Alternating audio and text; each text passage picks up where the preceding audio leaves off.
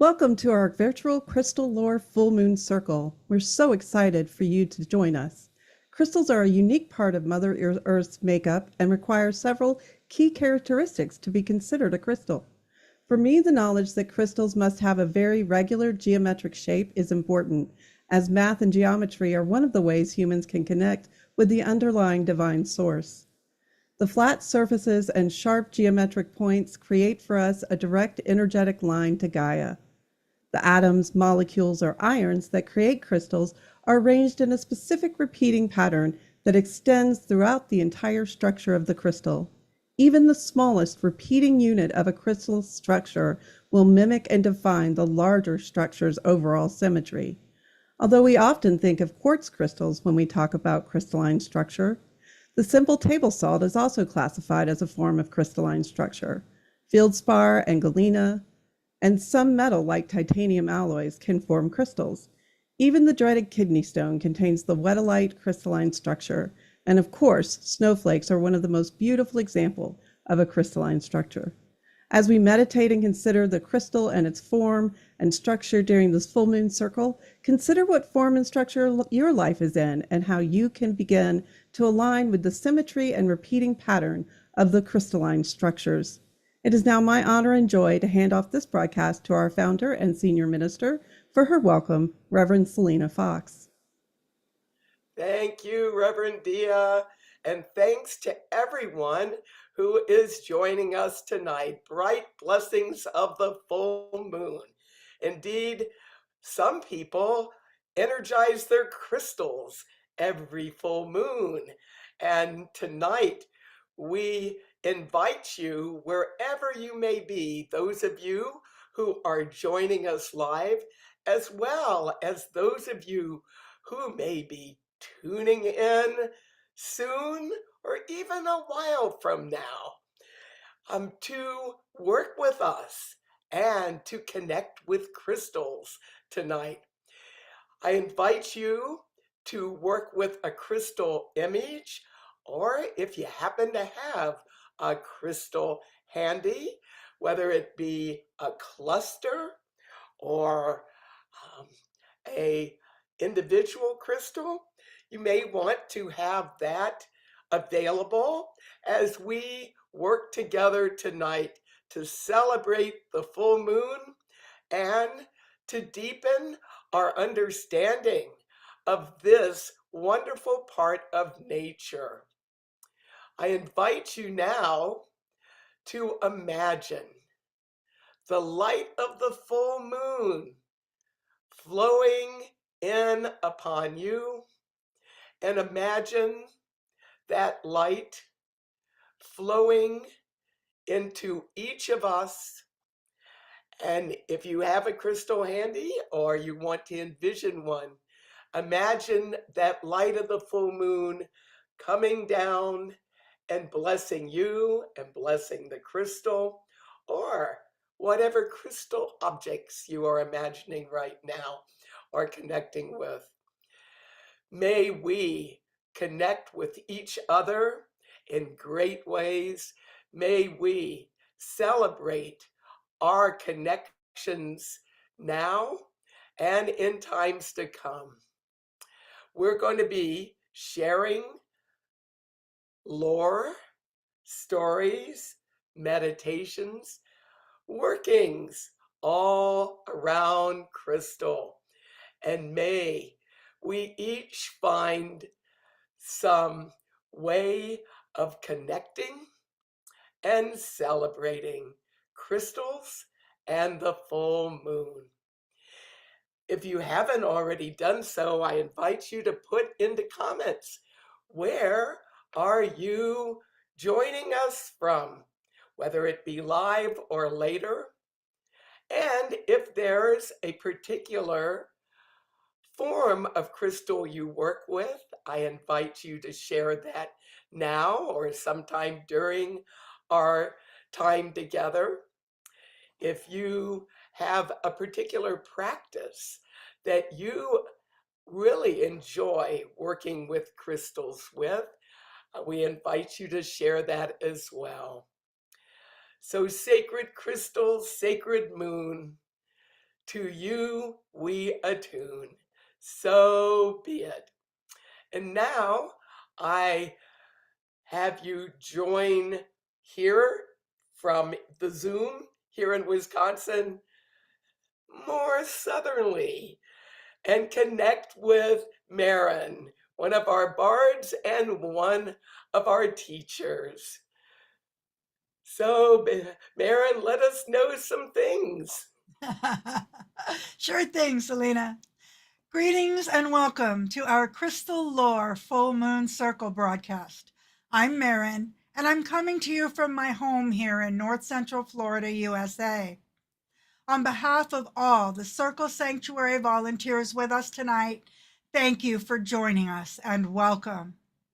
You're invited to join other Circle volunteers in person on Saturday, July 12th, on Circle Sanctuary's land to prepare for our Green Spirit Gathering to be held the weekend of August 1st through the 3rd. Registration for the weekend will open soon, but if you can, join us for the Volunteers Day. Please register at circlesanctuary.org so that we know you're coming. And you can find Circle podcasts throughout the month on Facebook and previous broadcasts on YouTube at circlesanctuary.org. To find out more about our in-person and other online activities and to become a member or make a donation to show your support, please visit our website. And our next Full Moon Circle live broadcast on the theme of sacred nature will be on Thursday, July 10th. We hope to see you again then. Dia will now cast our ritual circle. Thank you, Marin. As we center ourselves thinking of the nature of the crystalline structure, we turn to the east and call to jasper, yellow jasper, for grounding and stability. We turn to the south to call to red jasper for passion and emotional balance. We call to the west and call to black tourmaline for protection. And we turn to the north and call to howlite for stress relief and help in letting go. We turn to the sky above and call upon the snowflake to renew and refresh. We turn to the earth and call to the magma to inspire and cleanse. We turn to the center and sodalite, asking to strengthen the bonds of community. So mote it be. Now Richard will kindle our moon fire.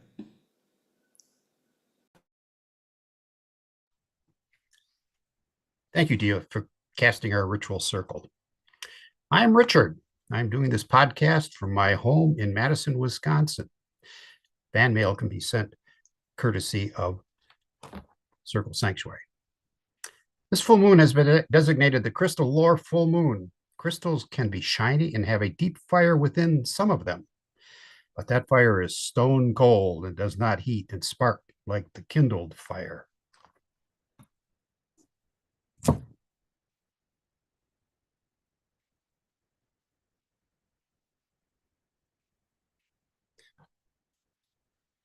I like this ecologically friendly recycled beeswax candle to represent the bonfires we pagans light in the center of our ritual circles. To celebrate fire in all of its forms, from this very small candle to the large bonfires. So mote it be. Up next is Dia to have us light our individual candles. Thank you, Richard. I'll send my fan mail. I would like to thank the volunteers for tonight's full moon event. Without these steadfast volunteers, this event wouldn't be as dependable and enriching as it is.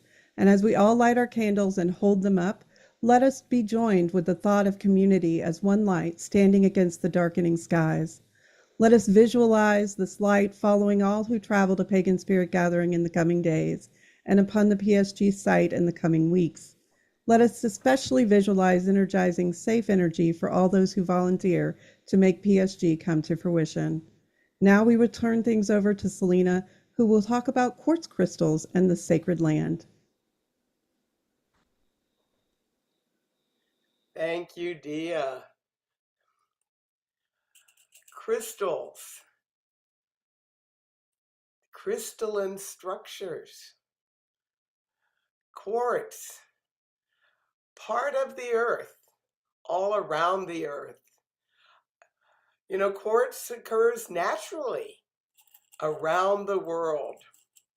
And it's also been intentionally placed at sacred sites since the most ancient of times into the present day. At Circle Sanctuary, our land, Circle Sanctuary Nature Preserve, we have a sacred site known as the Stone Circle. And one of the things that we have done since we started creating and working with this circle is to place crystals in the circle of all the different types of stones that comprise it.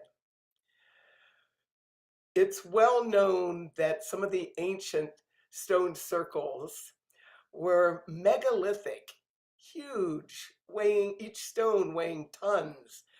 Well, there's also microlithic, smaller stones that comprise a circle, a stone circle, and such is what we have atop our ritual mound at Circle Sanctuary. And from the time that we got the land at Samhain in 1983 until the present day, one of the practices is for people to bring stones from their local area, and sometimes this involves different types of sacred stones that people have had on altars or sacred places on their land. And so our stone circle not only is comprised of stones from our land itself, but from a variety of places around the world. And every so often, we will do a ritual where we intentionally place one type of stone in a group ritual, and sometimes that is clear quartz crystal. I have a jar full of tiny quartz crystals that I bring out for those ritual occasions. And why do we place these small quartz crystals around the larger stones? It's a way of us connecting with each other, with connecting with the land and with the stone circle, and also with connecting with an ancient practice that goes back across time. Yes, from the Stone Age, we know that ancient people worked with crystals, in particular quartz crystals, sometimes as they naturally occur, sometimes napped or worked in some way.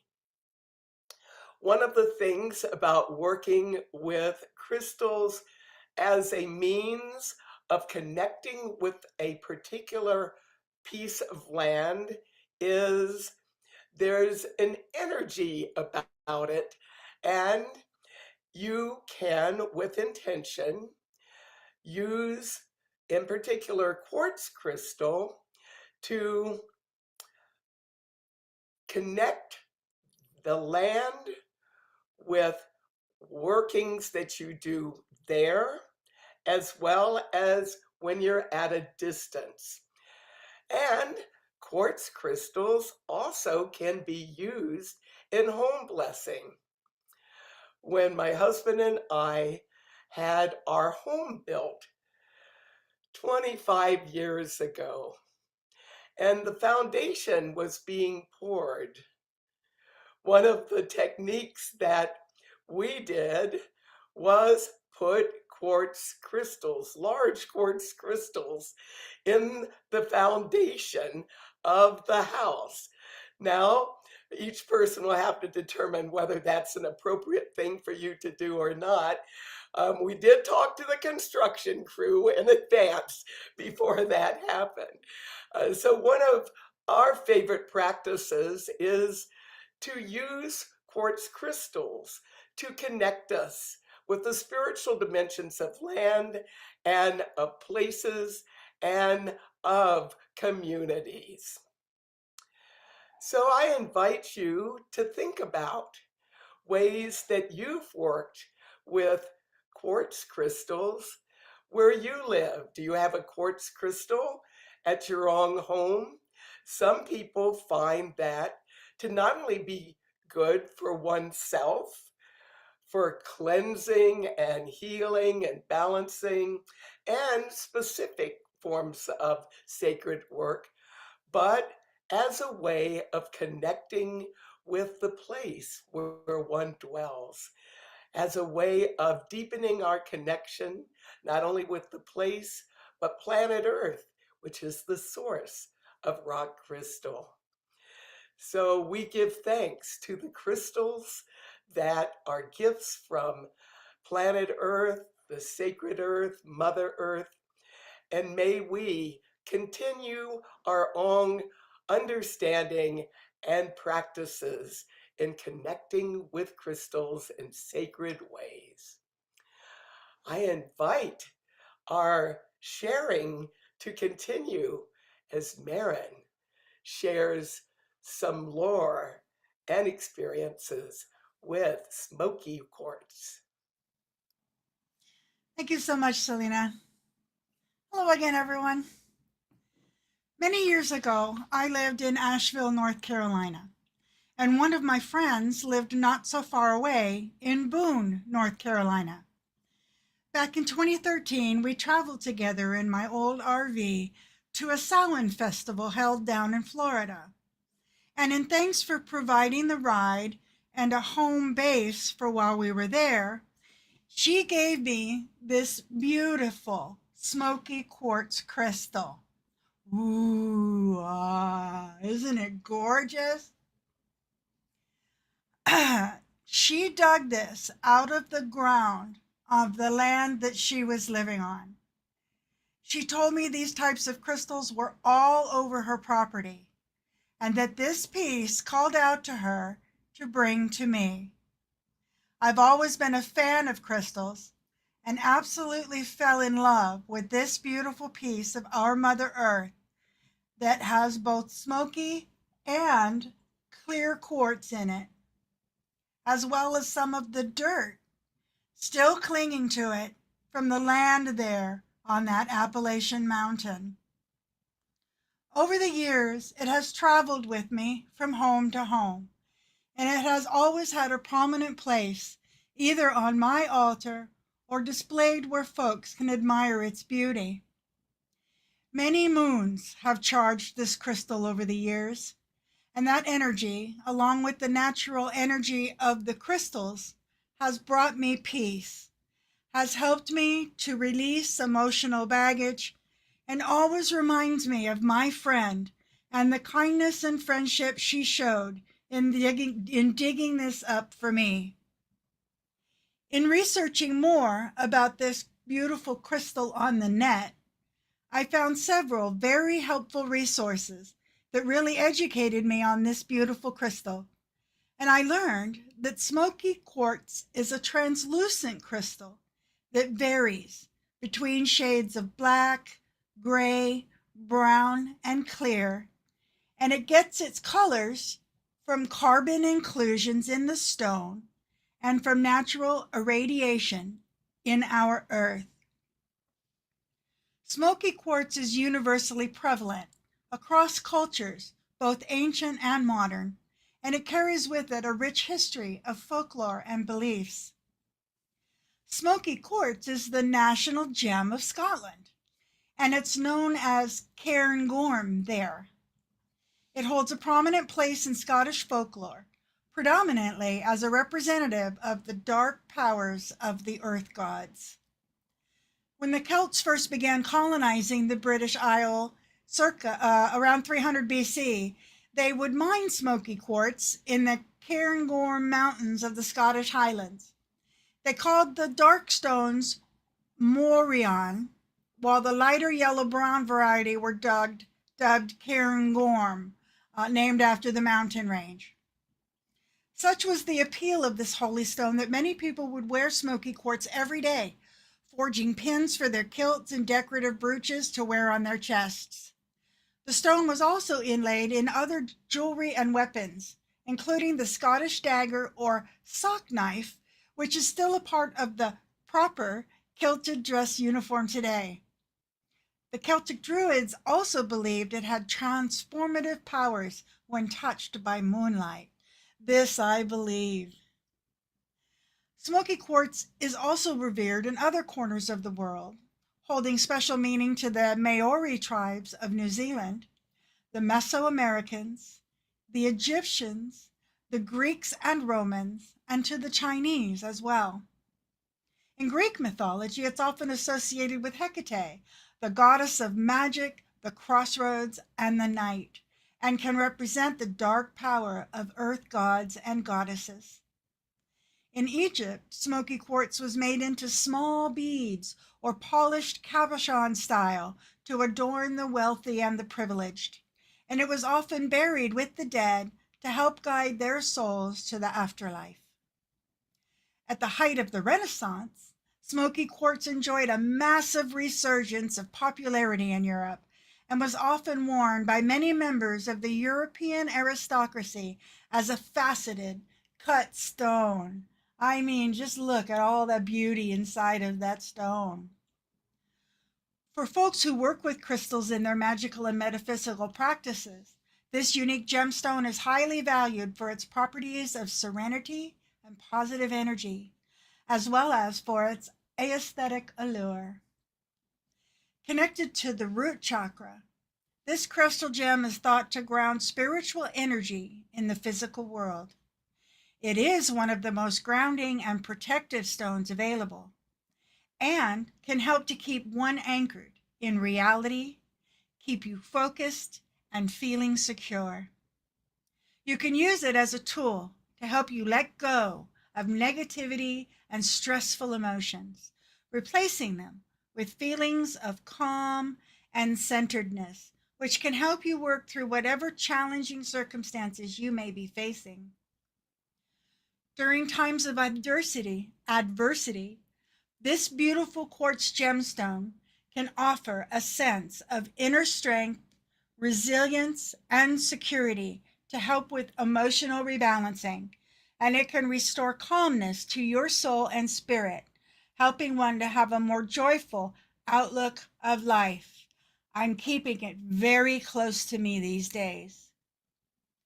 Smoky quartz dark hues represent connection to the earth, while its transparency speaks to clarity and light.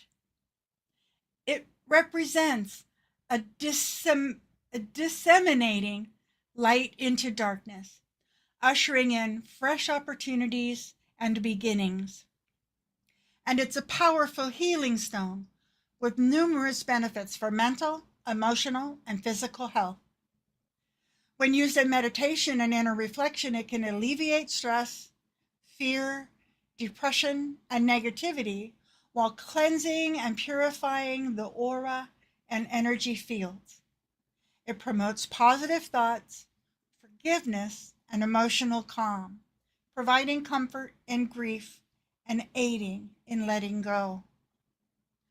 All things vibrate on the atomic level, and the energy of smoky quartz can provide physical healing by helping to strengthen the immune system, balance hormones, and improve the absorption of nutrients.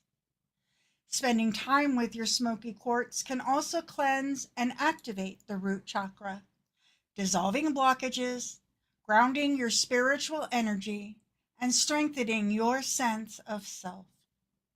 It also balances the solar plexus and sacral chakras, leading to harmonization of all chakras and alignment of the etheric body. You can bring smoky quartz into your daily life in a variety of creative ways in order to utilize its energy for personal growth and well-being.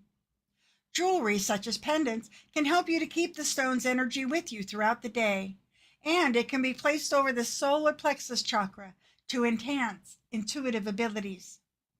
Rings and bracelets also help to keep the stone's protective and detoxifying properties around you on a constant basis.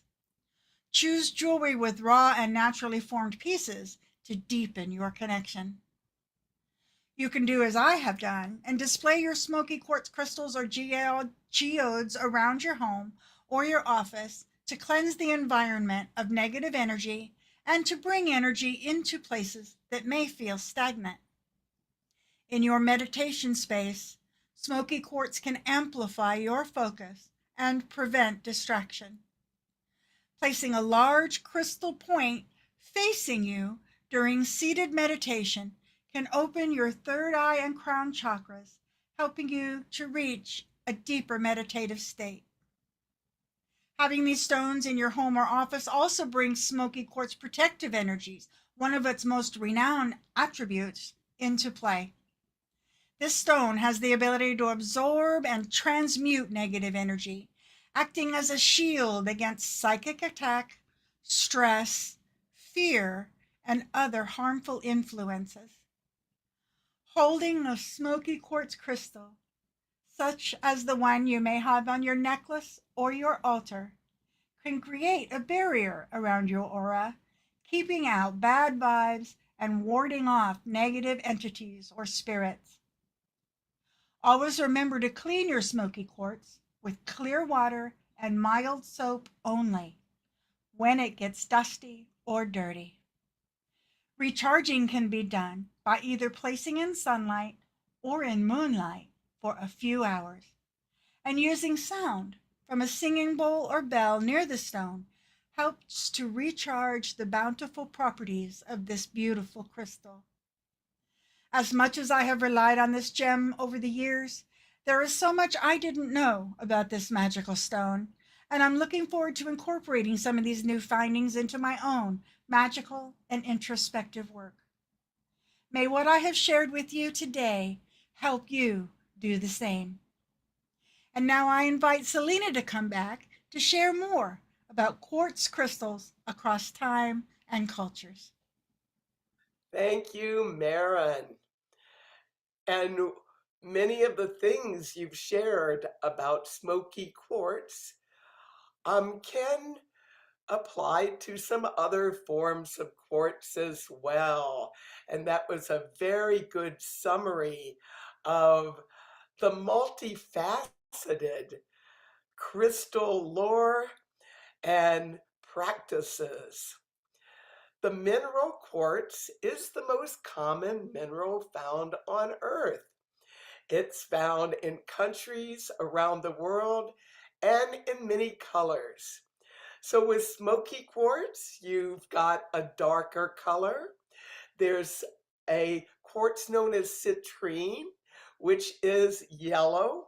Some people use citrine to celebrate solstice, connecting with the sun, both at winter solstice and summer solstice. There's also rose quartz, which has a pinkish color and is often associated with love, not only enhancing self-regard and self-care, self-acceptance, self-love, but romantic love and the more universal love. That's part of religions around the world. There's a particular kind of quartz called the Herkimer diamond. It's not really a diamond, it's a quartz. Those are just some of the forms of quartz that I myself have worked with over time. But whether you realize it or not, chances are you have quartz in your life every day. It might not be in the form of a magical object, a crystal point, or an amulet, or a crystal ball. It may be in your cell phone. Yes, quartz vibrates at precise frequencies. So it's used to transmit television and radio signals.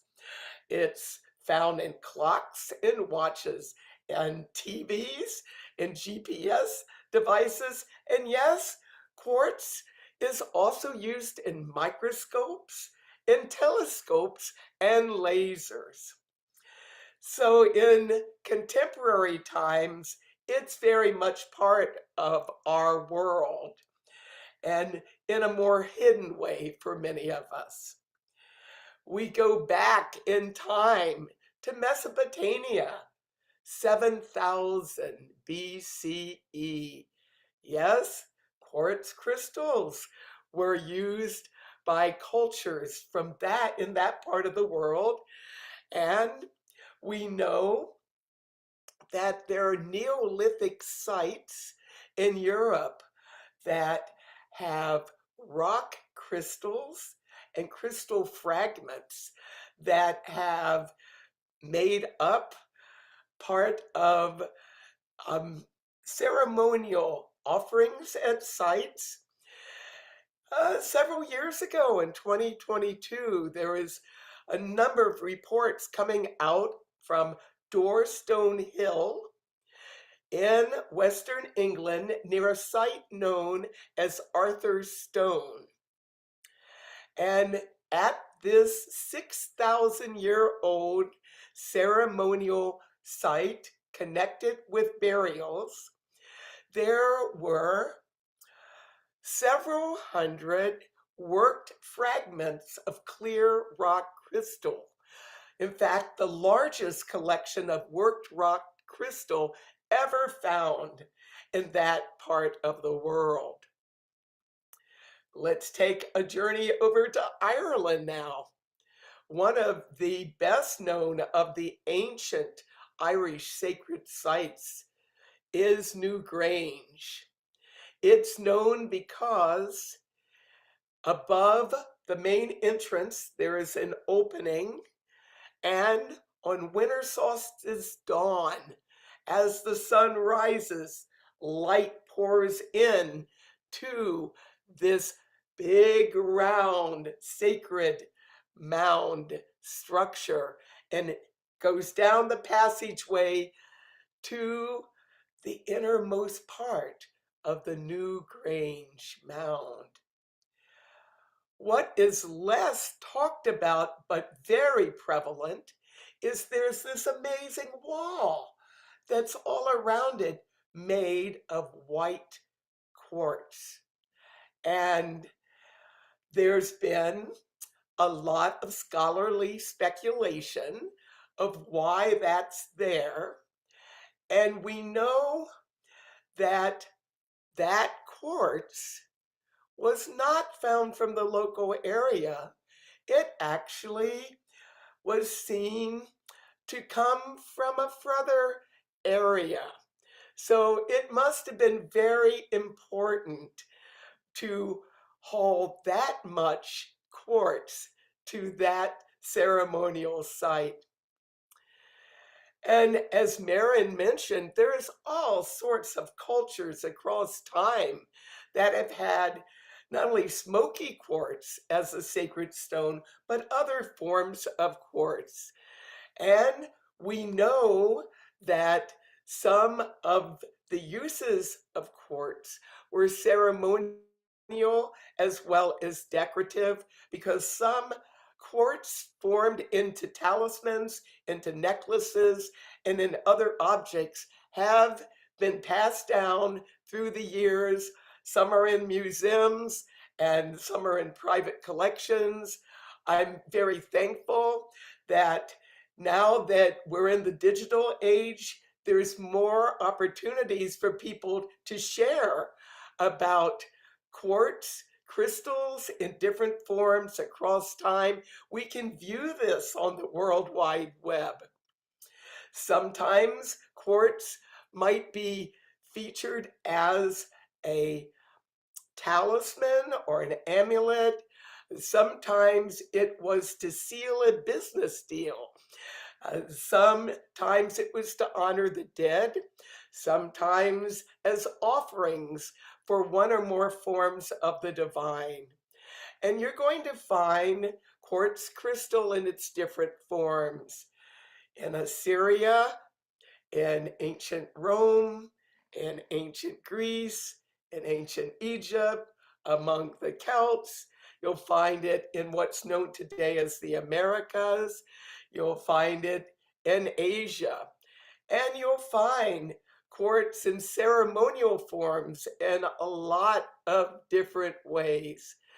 You might have the quartz fashioned into a ball, and that might be used for scrying or for healing. If you get to the Smithsonian Institution, a Museum of Natural History in Washington, D.C., I invite you to go up to the Stones collection, and there is what's thought to be the largest crystal ball. It's about 13 inches wide. It's in a container, but yes, you can actually get pretty close to it and use your creativity to get through the plexiglass to scry into the beauty of this flawless crystal sphere. You will see in some museums that there are crystal skulls. Now, there's lore about crystal skulls appearing in different parts of the world. We do know that some of the crystal skulls actually were fashioned in Germany in a workshop in the 19th century. There's lots of lore about crystal skulls. In fact, back in the 1970s, someone came to a Circle Sanctuary event, and this is while we were headquartered in Sun Prairie, Wisconsin, in a farm there. And actually, I got to see one of these crystal skulls that are part of some New Age lore. And while I can't tell you the provenance of the one that I actually saw, whether it was something very ancient or something maybe not so ancient, it had become a focus for so much healing that it certainly had its own kind of energy about it. For myself personally, I've used crystal in a variety of ways. I have a variety of crystal necklaces, and that's a really wonderful way to work with crystal. And as Maren said, with smoky quartz, and I've got a clear quartz, it's a way you have it with you. Adornment as well as it can be healing. I also have a bracelet and a ring. And I've used these as part of healing practice, and we'll be doing some healing in a little bit. One of my favorite quartz crystal ceremonial tools is actually in the form of a crystal wand. If you have the Pamela Coleman Smith, also known as the Rider-Waite tarot deck, you will see the magician with a crystal wand and the magician card. I use this to cast circles, not only for myself personally, but for community. And when we're at the stone circle and doing one of those seeding of small quartz crystals at our stone circle, circle of light, circle of sound, circle of crystal, circle around, we use the crystals to strengthen connections with each other and the sacred site itself. When my husband and I got married 39 years ago, we chose amethyst as our wedding crystal. And we have continued to work with amethyst in different forms, not only with our original amethyst crystal, which is even bigger than this piece, but that's been very much woven into our relationship. And we love having amethyst around our home on every floor of our house. And we use it in ceremonies to celebrate our relationship. And we get to celebrate our anniversary all month because we got married at the June new moon and then 2 weeks later at the full moon, which happened to be summer solstice back in 1986. And some people like to have some small point that they can easily take around with them and keep on hand. I associate quartz with the element spirit for its balancing dimension and for a way of directing and amplifying intention. Well, these are just a few of the ways that quartz crystal in its different forms have been used across time, connecting with other quartz crystals that might be part of a ceremony for home blessing, circle casting, healing, inspiration, divination, cleansing, balancing, amplifying. And it's my hope that you will be able to join with us in continued appreciation of quartz crystal, and that you can carry some information and inspiration from our time together to weave into your own practices and into practices of communities you're part of.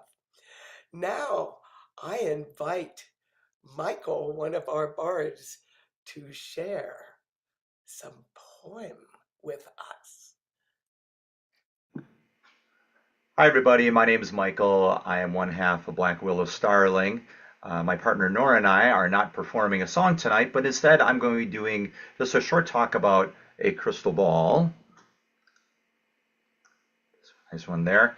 And then getting into a poem to sort of wrap up the presentation. So the crystal ball, generally associated with clairvoyance and scrying through crystal gazing. Now, the scrying process involves getting yourself into a focused state of mind. You can do this through meditation, deep relaxation, as you gaze into the crystal. Now, the goal is to see images or symbols that might offer insights into your own intuition or maybe the world around you. When you scry into a crystal or any sort of transparent body, it's known as crystalmancy or crystal gazing. This leads us to our poem. Sarah Teasdale, an American poet from St. Louis. She did most of her writing in the early 1900s. She passed away early in her late 40s, but she still wrote 7 whole books of poetry in her lifetime. And she won the first Pulitzer Prize for poetry in 1918. Now, she has many famous poems. The one I'm going to read for you tonight is not maybe on the short list of that, but it definitely fits in with tonight's topic. The poem is called The Crystal Gazer, and a lot of Sarah Teasdale's poetry was known for romantic imagery, the natural world, and that's what this short piece definitely highlights. But I do like the poem because the very last line is sort of opinionated for some Sarah Teasdale work. So I appreciate that from her. So this is Sarah Teasdale, The Crystal Gazer. I shall gather myself into myself again. I shall take my scattered selves and make them one, fusing them into a polished crystal ball where I can see the moon and the flashing sun. I shall sit like a sibyl, hour after hour intent, watching the future come and the present go, and the little shifting pictures of people rushing in restless self-importance to and fro. Blessed full moon, everybody. Selena. Right blessings. Thank you, Michael. So a couple charms that you might consider on this full moon night. You may want to get a bowl of water and a crystal and place it in that water under the moonlight. make a crystal full moon water. That water can be used for anointing, for healing. Pick your intention. And that is something that some people do every full moon, making moon water. So in addition to having water in a bowl and the moon, you can have a crystal in it. And your intention might be healing or inspiration. It might be cleansing. It might be transformation. Some people will anoint themselves with water. Some people may actually drink the water as a way of taking that in. Many people will use some of the water made on the night of the full moon and to use it during the night and to save some for the rest of the lunation until the next full moon. In addition to working with moon water, you may want to create an amulet with herbs and a crystal. We are about to go into our 45th Pagan Spirit Gathering, and I have amulet bags. We make an amulet bag every June. Our community puts these together, and they have a variety of different sacred stones in them. Each year we pick a different sacred stone.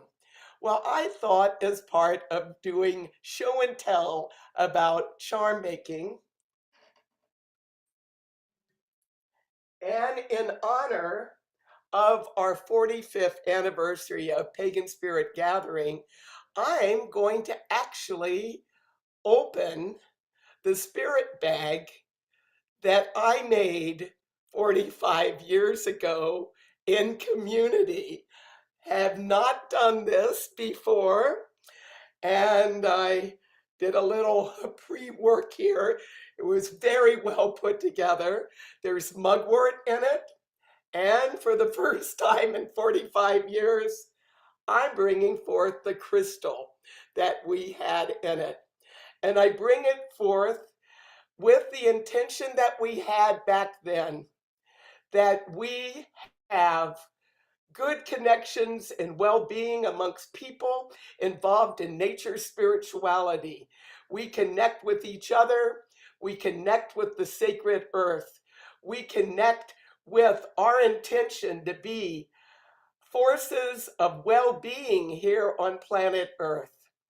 And so while this charm has just gone through a transformation, it is my hope that this crystal and the mugwort and the intention put in not only by me, but others that crafted these 45 years ago, we can be present not only here in this rite and in our national global gathering that's happening very soon, that we be part of the continuing tradition of working with quartz crystals to be with each other, to connect us with our heart chakra, with our love, with our wisdom, and our connection with nature in sacred ways.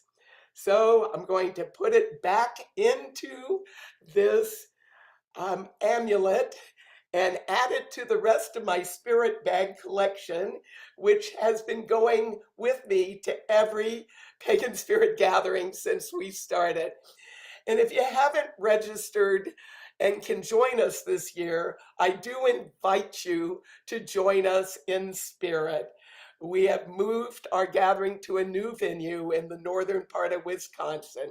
So wherever you may be at this full moon time and at the upcoming solstice, summer solstice for all of you in the northern hemisphere, winter solstice for all of you in the southern hemisphere, may we recognize we are part of a living community that believes in magic and the power of nature being a spiritual presence in our lives. So be it. And now we're going to get to experience crystal singing bowls with Steve.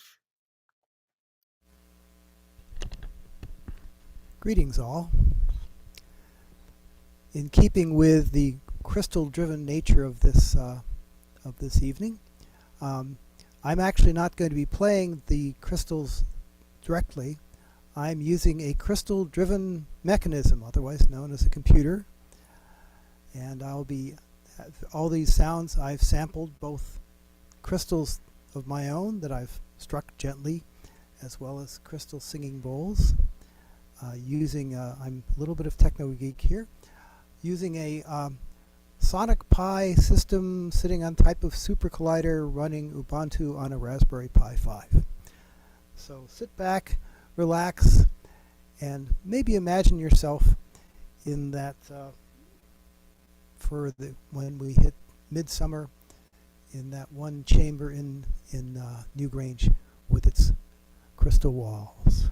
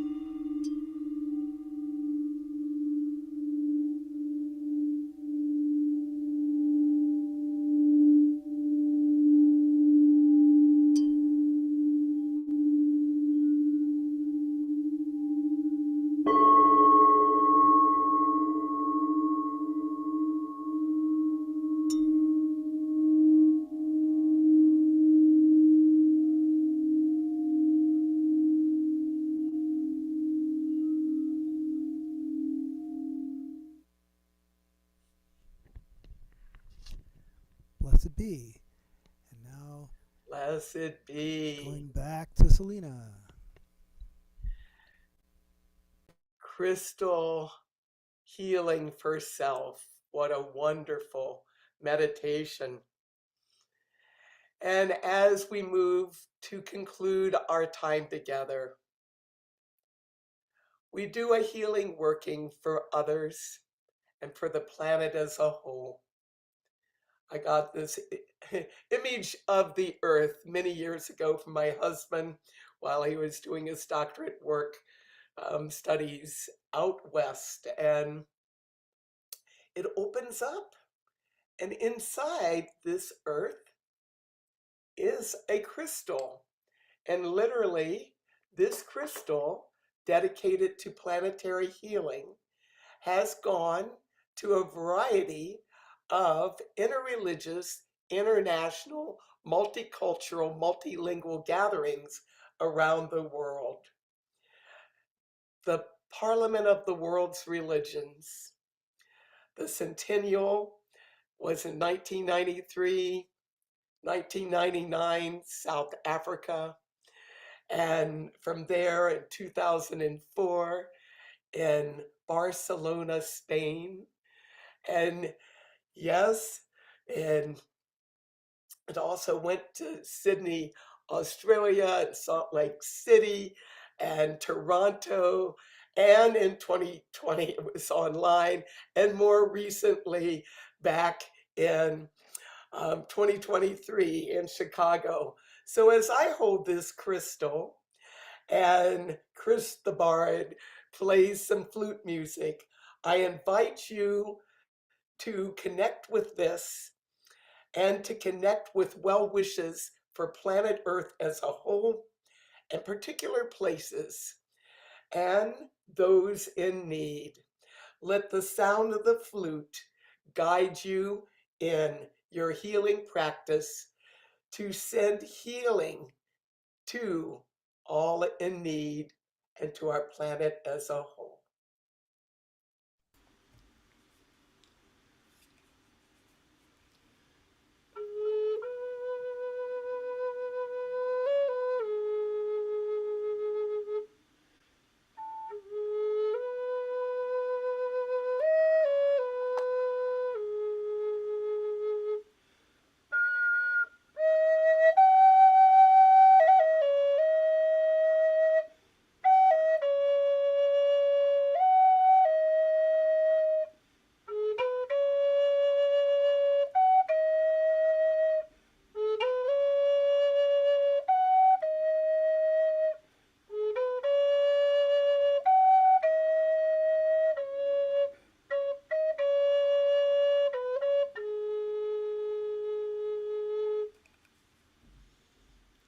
So be it. And I invite Dia to guide us as we release the circle. Thank you, Selena, and thank you, Chris. As we go, we turn to the center and we ask Sodalite to remain a strengthening bond of community. We turn to the earth and release the magma and its inspirational cleansing. We turn to the sky and release the snowflake to drift upon us in the future. We turn to the earth and release howlite, thanking it for taking our stress with it. We turn to the west and ask black tourmaline's protection to remain with us. We turn to the south and ask that red jasper continue its passionate insight. We turn to the east and ask that yellow jasper to continues to ground and center us. For the crystals are all around us in the earth, our mother, and we are never without their power. So mote it be. And now we will turn our celebration over to Selena.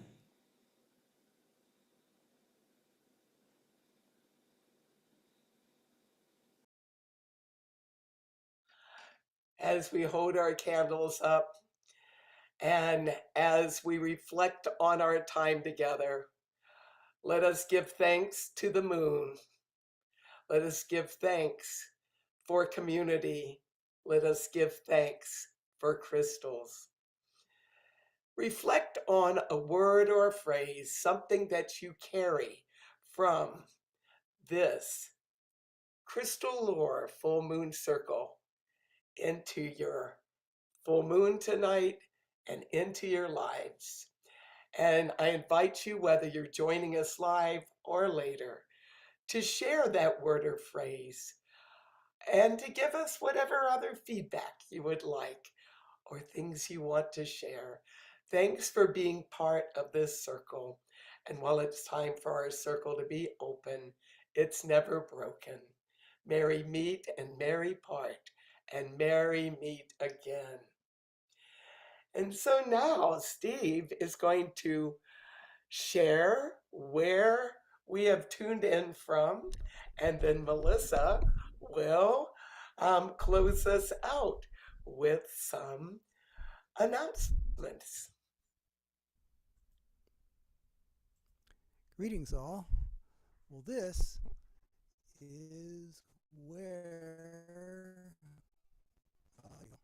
is where we all came from, and where we're all beaming in from. So, the folks who give us their locations, hopefully you are one of these dots on this our wonderful country, where you're all coming from and joining us in circle. Blessed be.